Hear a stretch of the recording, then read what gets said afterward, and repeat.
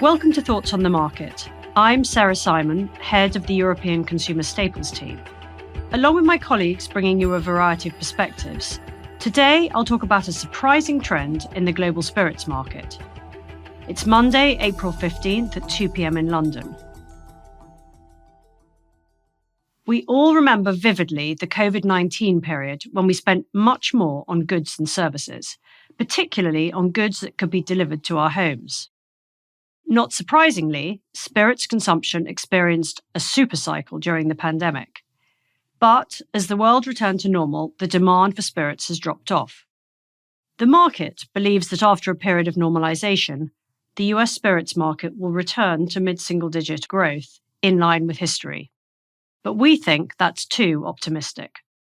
Changes in demographics and consumer behavior make it much more likely that the US market will grow only modestly from here. There are several key challenges to the volume of US alcohol consumption in the coming years. Sobriety and moderation of alcohol intake are two rising trends. In addition, there's the increased use of GLP-1 anti-obesity drugs, which appear to quell users' appetite for alcoholic beverages. And finally, there's stiffer regulation, including the lowering of alcohol limits for driving. A slew of recent survey data points to consumer intention to reduce alcohol intake. A February 2023 IWSR survey reported that 50% of US drinkers are moderating their consumption. Meanwhile, a January 2024 NC Solutions survey reported that 41% of respondents are trying to drink less, an increase of 7 percentage points from the prior year.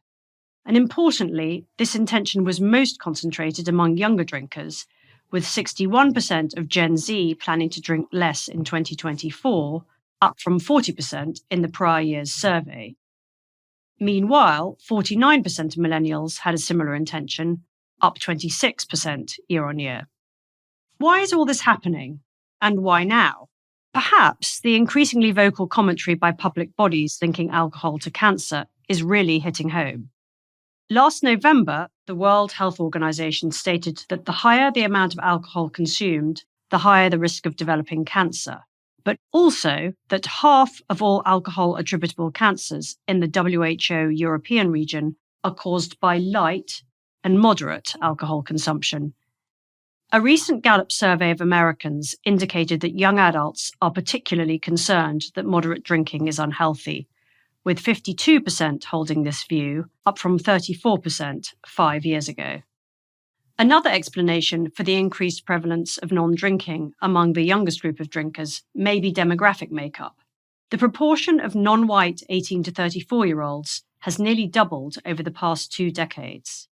And equally, the cost of alcohol, which saw steep price increases in the last couple of years, seems to be a reason for increased moderation. Spending on alcohol stepped up materially over the COVID-19 period when there were more limited opportunities for spending.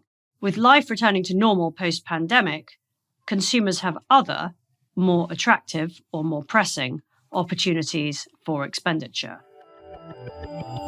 Thanks for listening. If you enjoy Thoughts on the Market, please take a moment to rate and review us wherever you listen to podcasts. It helps more people to find the show. The preceding content is informational only and based on information available when created. It is not an offer or solicitation, nor is it tax or legal advice. It does not consider your financial circumstances and objectives and may not be suitable for you.